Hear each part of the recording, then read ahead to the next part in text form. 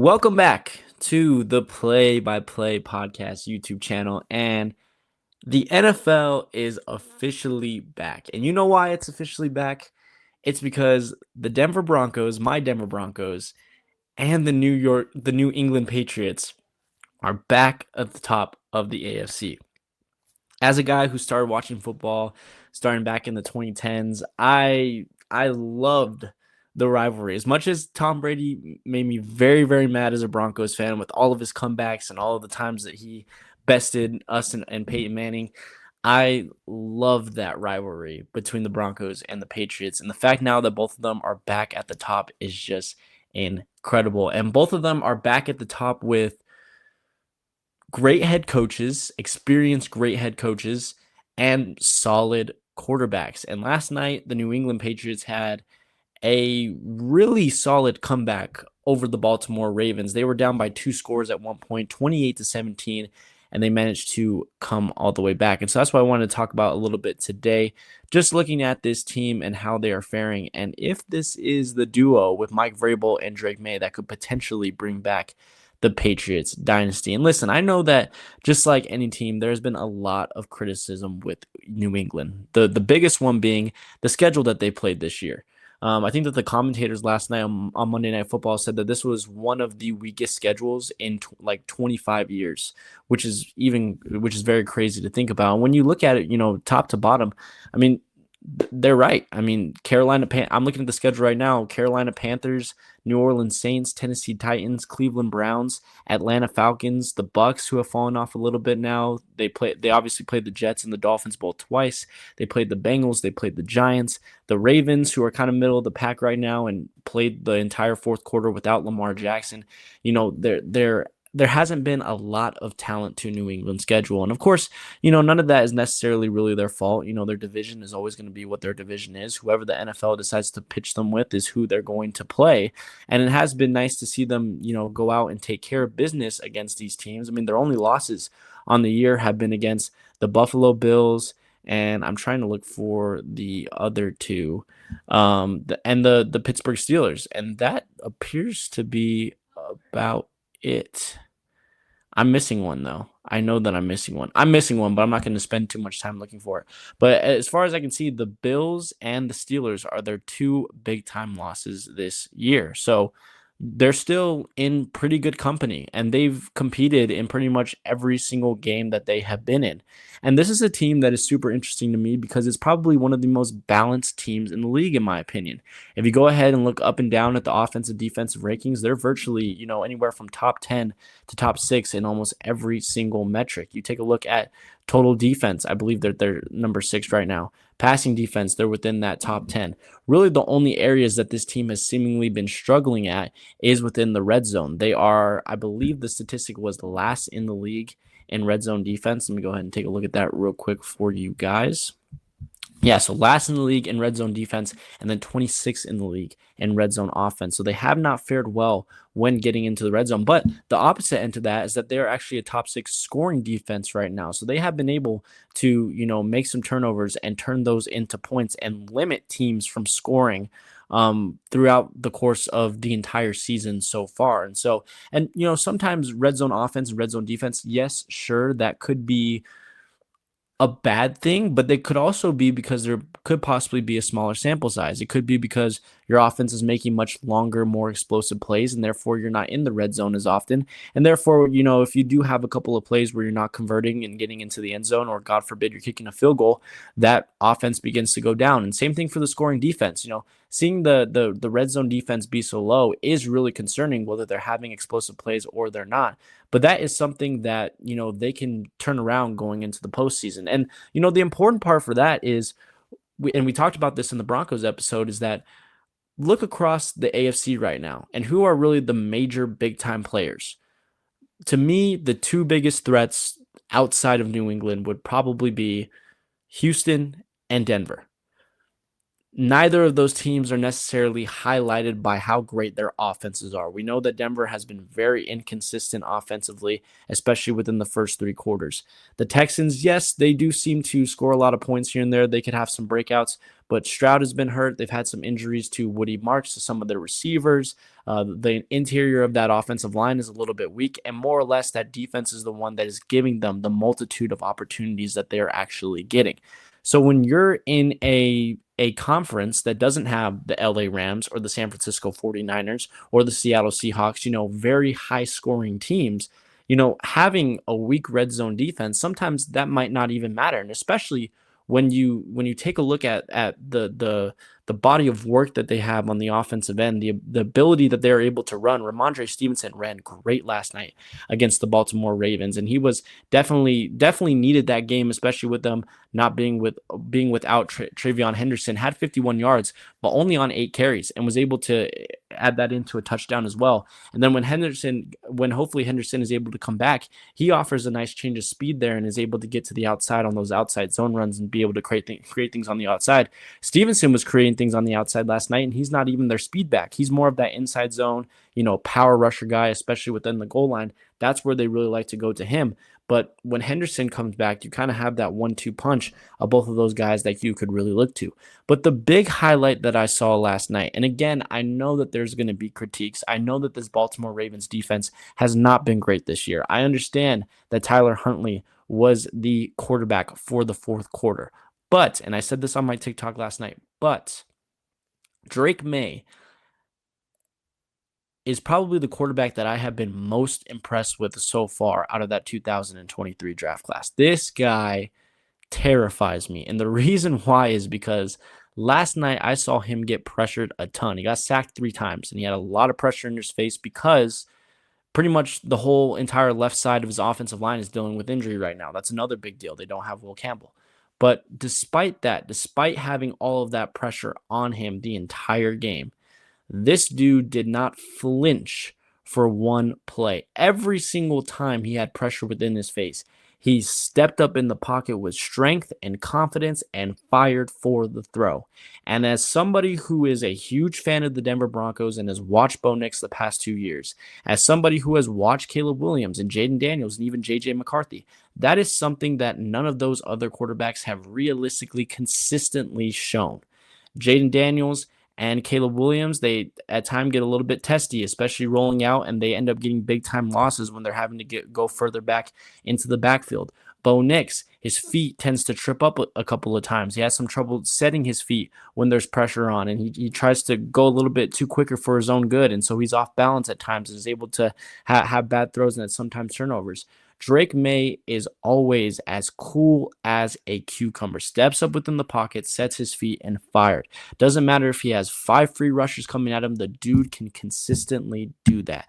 And when you have the guy with his type of arm talent, with his type of accuracy, who has that type of confidence, I know we're going to make a ton of comparisons like this, but just looking at a guy like Tom Brady, I mean, that's who Brady was. He was the cool, calm, and collected guy, even under the highest of pressures, that was able to come out of it on top and be able to, make magical plays happen, especially down the stretch of the game when they needed a huge time comeback, which the Patriots did last night.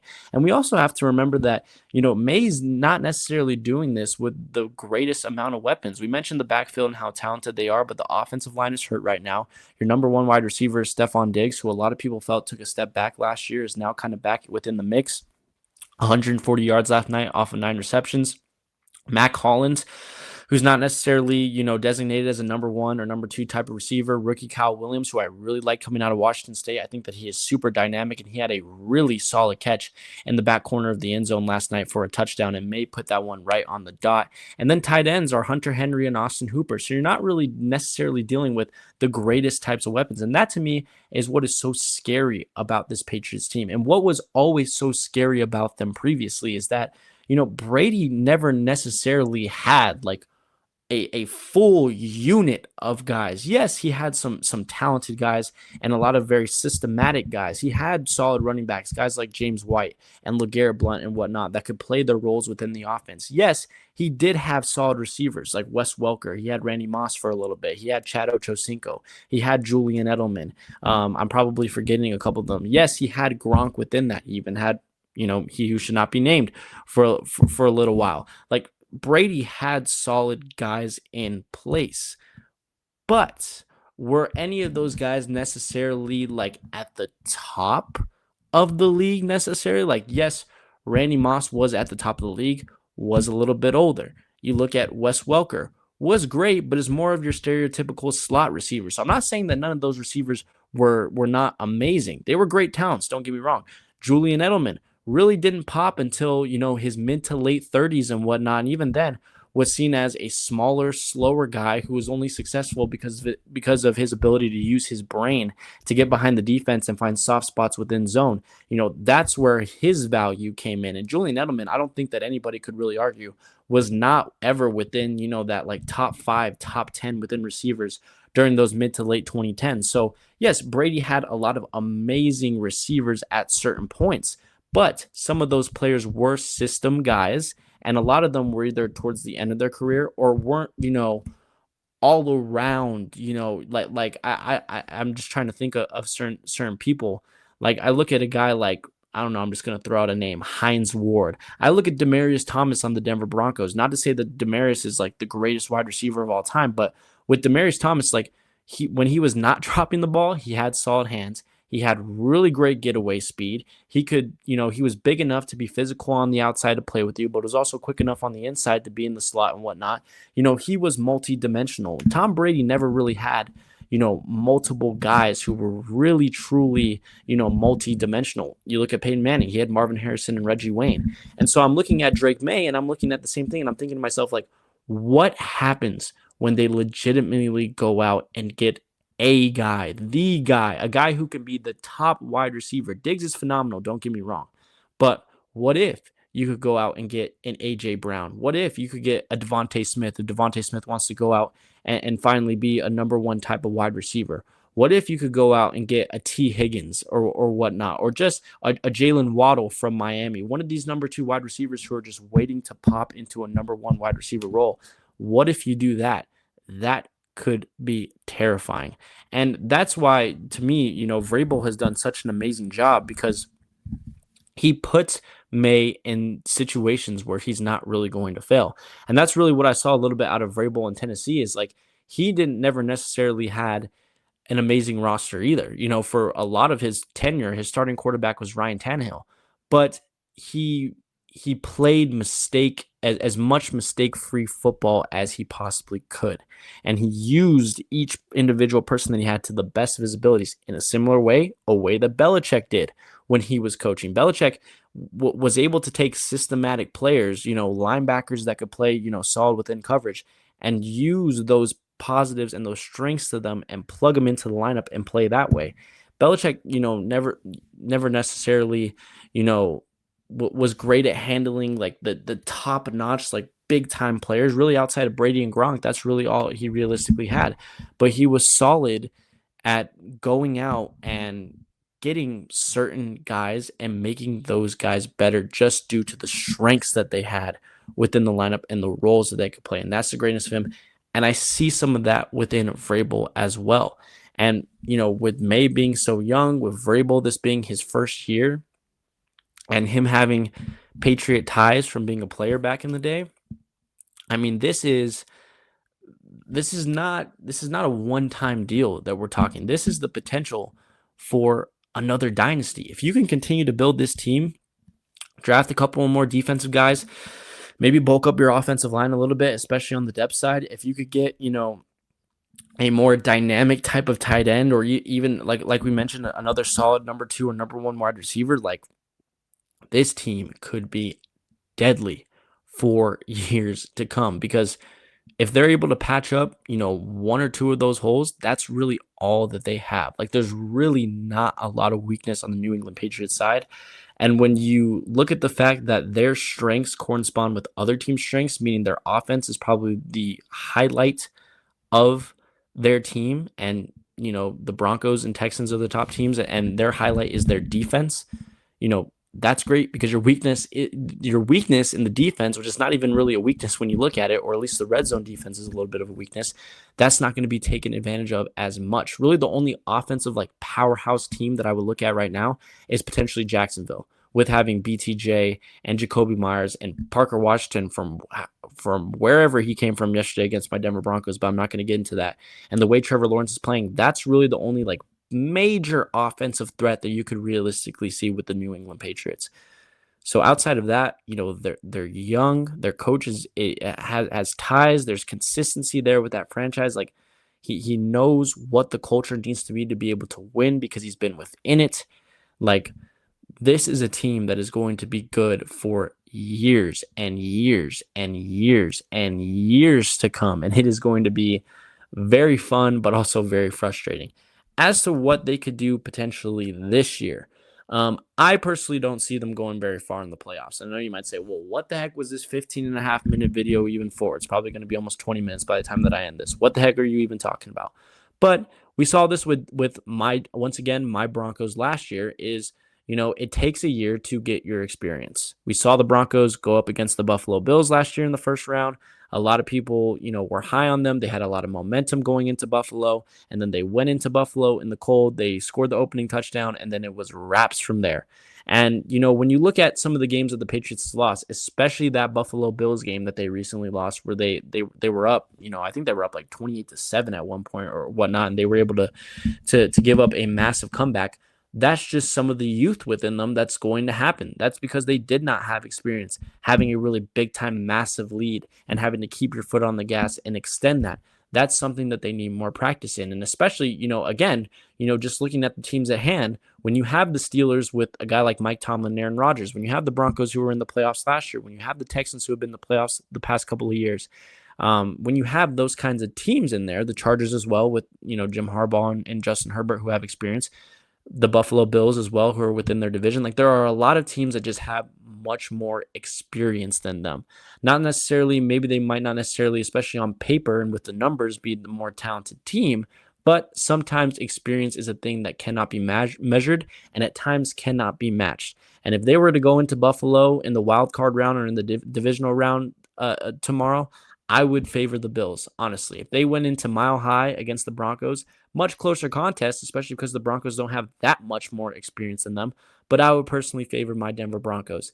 If they had to go into Houston, for example, which at this moment is not going to happen because obviously Houston's a lower seed, I would personally favor Houston. Now, if they were in Gillette, that would probably be a little bit of a different story, especially with how legendary that stadium has been and how great of a home field advantage it is. But, if they end up the lower seed behind Denver, if there's the possibility that the lower seed behind Buffalo, now you get into a situation where you have to go into some very, very difficult stadiums to play with, and you do not have the experience advantage. And that, to me, is probably going to be the difference within their playoff run. Could they make the Super Bowl if everything pans out and they have a path there? Absolutely. There's a path that I could see. There's a path that I could see that they end up winning it this year. But is it a high likelihood? No, I don't think so. But next year, off of another draft pick, some free agent signings coming in, this team having one more year of playoff experience, Drake Maye getting his feet wet within the playoffs, look out. Look out for the New England Patriots to potentially begin to just start hoisting up these Lombardi trophies. But at the end of the day, let me know what you guys think down below within the comment section. What do you think so far about the New England Patriots and their season? Is it all hype? Is it all just based off the opponents that they've been facing? Or is there a real dynasty brewing within New England? Let me know about all of that down below in the comment section, as well as subscribing to the channel, leaving a like on this video, and sharing with your friends. And if you haven't already, what are you doing, man? Go ahead and follow us on all social medias, that being TikTok, Instagram, and Twitter. All of those ads are going to be down below. We're on all of those ads. You'll get to see my latest reaction to breaking news from the NBA, the NFL, and combat sports. And by the way, you will also never miss for whenever this podcast decides to upload an episode. You never want to miss it. We're doing great things on here, man. And without further ado, guys, that is all for me today. I will see you guys on the next one. I hope that you guys have a great start to your week. I hope that you guys have very, very happy holidays. Merry Christmas to you all. Please be safe and peace.